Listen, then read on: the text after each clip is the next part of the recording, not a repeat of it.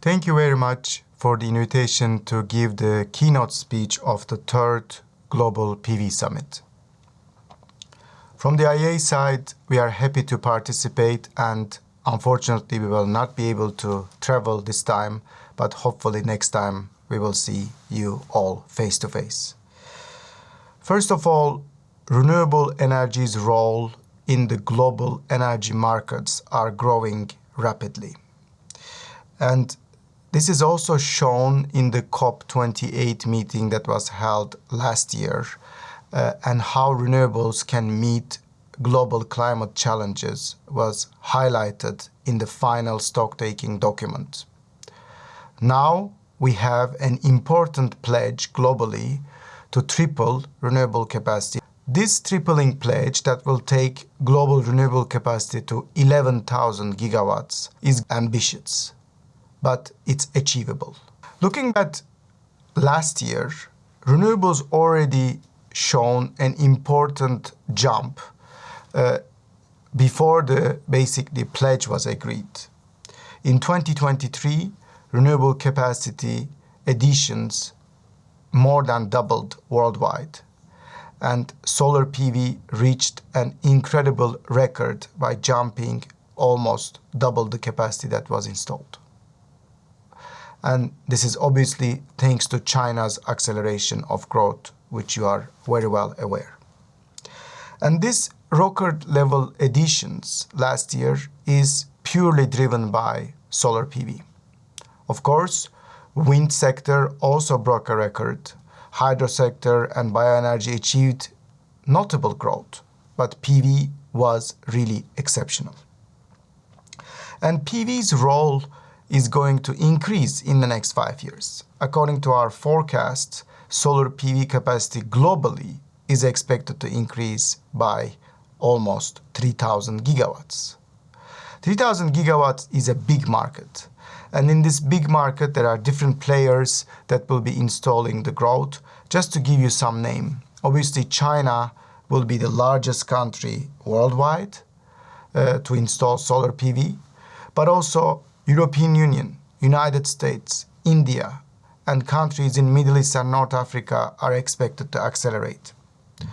The reason behind this acceleration is twofold. First of all, there are still a lot of policies that are being designed, introduced, and implemented all around the world, like in China. Governments are supporting solar PV industry and also renewable energy industry as a whole. And secondly, the costs are getting lower and lower. Right now, in all around the world, in most of the countries, almost all countries, solar PV generation costs and onshore wind generation costs are cheaper than new fossil fuel alternatives. This is an important message because costs have been a barrier before, and now it is the facilitator because many utilities, many countries in the world realize that cost reductions and the generation cost of renewables are very well lower than fossil fuel alternatives. Not only for new fossil fuel production, but also existing plants. For instance, in India, in China, solar PV plants in many parts are giving contracts that are lower than existing fossil fuel costs. So this is an incredible achievement. And China's role in this clean energy transitions that we are talking about globally is very important, is by far one of the most important countries in terms of supplying clean energy technologies in the world. It's the largest demand center for all clean energy technologies in the world. And that's why its role is very well appreciated and looked forward in the coming years, especially when we talk about achieving ambitious targets such as global tripling of renewable capacity.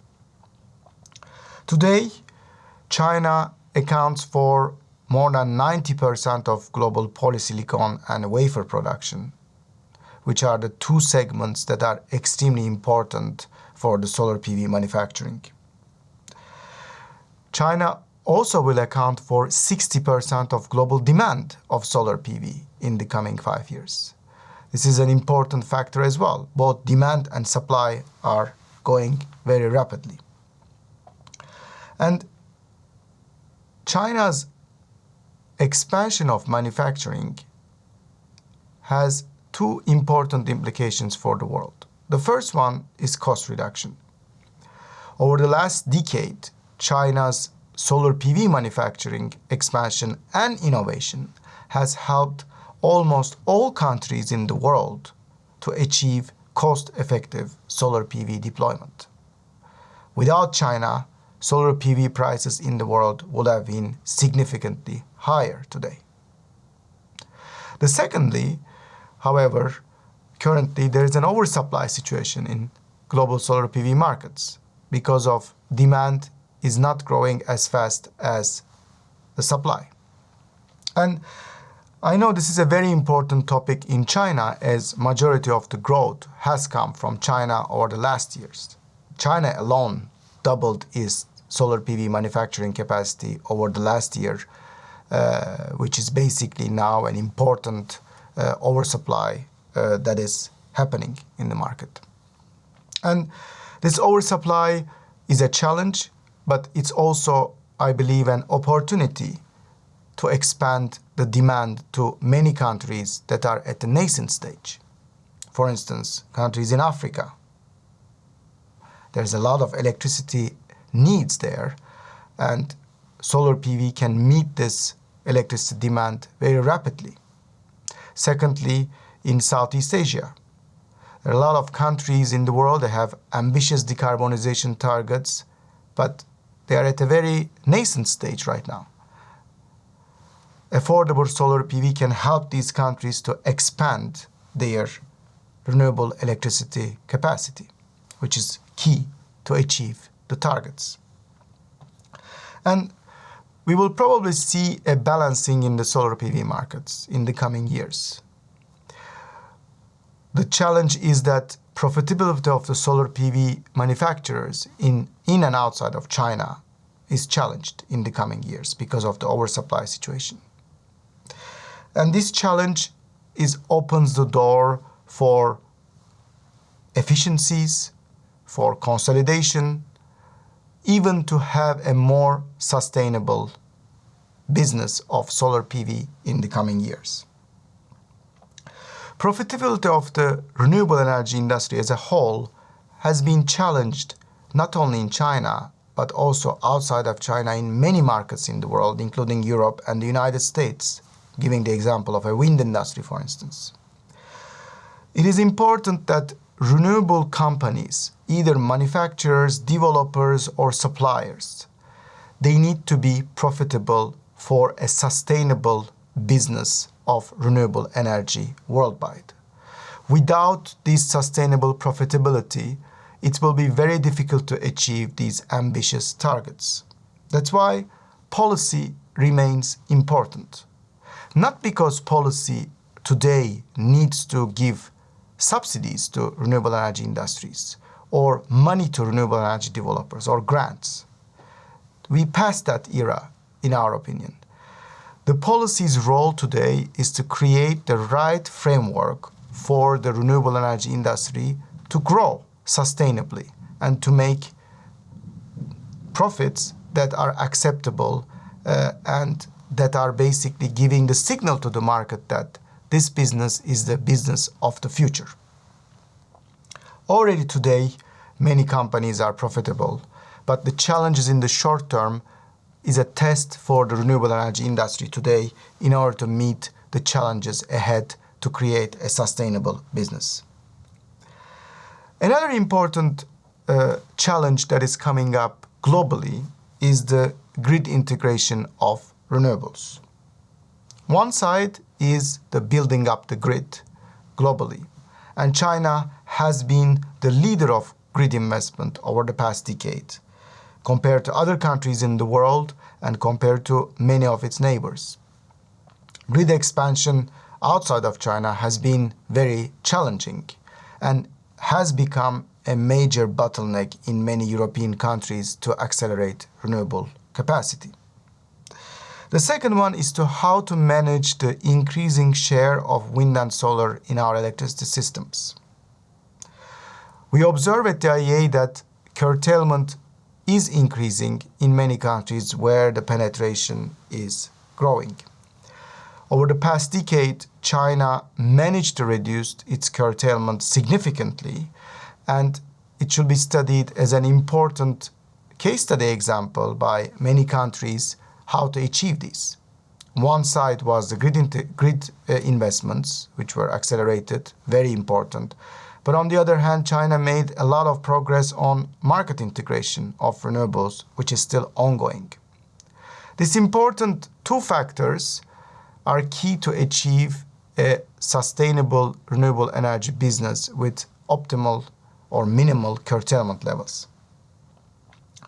And this challenge requires a lot of steps in the coming years, and that should be implemented very quickly. The first one is design the market in such a way that the flexibility investments are attracted.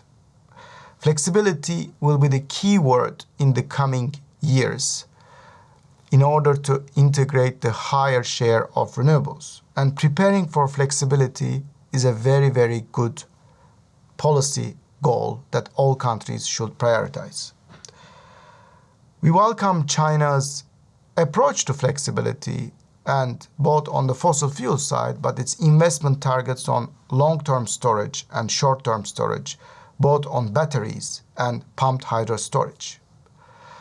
Long-term storage will be needed in the coming years to integrate especially solar PV, where the operating hours are limited only during the day. And China's goals of building more pumped storage are extremely important and should be exemplary to the world. We need more storage, we need more investment on integration. And this is a global trend that all countries will have to follow in the coming years. Another important topic that China is leading, and globally it's an important topic, is renewable-based hydrogen, or green hydrogen, if you want to put a color on it. The green hydrogen announcement has been tremendous, and the policy interest has been growing significantly over the past few years. However, what we see on the ground is very different than all the announcements. At the IEA, we see that renewable capacity that will be dedicated to hydrogen production accounts for only 1% of our forecast in the coming 5 years. It's not basically a big market for renewable capacity. And when we look at what the planned projects versus what is happening on the ground, we see that only 7% of the investments for the renewable capacity side will be realized compared to the plans that are announced, which is extremely small. That's why policies need to address one important part is the demand. And for the renewable-based hydrogen, China is also a leader, both on the electrolyzers production, electrolyzers deployment, but also renewable capacity dedicated to hydrogen production. According to our estimations and forecast, China accounts for about 40% of the global deployment of renewable capacity for hydrogen production. A huge market, an important market for both China, but also globally. And these challenges and these renewable energy market opportunities are there to stay. There's always two sides of the coin. One is the opportunity, one is the challenge. And policymakers need to tap the opportunities, especially on low-cost renewables, but at the same time think about upcoming challenges such as grid integration, financial health of the renewable energy companies, and profitability, and basically expanding new innovative technologies such as batteries, hydrogen, and others. From a solar PV perspective, just to finish my words maybe, solar PV is by far the fastest growing technology, both in terms of deployment, but in terms of also innovation. China's role in the innovation of solar PV has been very important to increasing the efficiency of the solar cells. The world is thanking China for its R&D investments and what has achieved so far for the conversion efficiency of the solar PV panels. And I'm thanking you for all your investment and efforts on this. At the same time, solar PV technology will grow further from different types of technologies coming to the market, from heterojunction cells, from TOPCon cells, but also such as more new technologies of perovskite.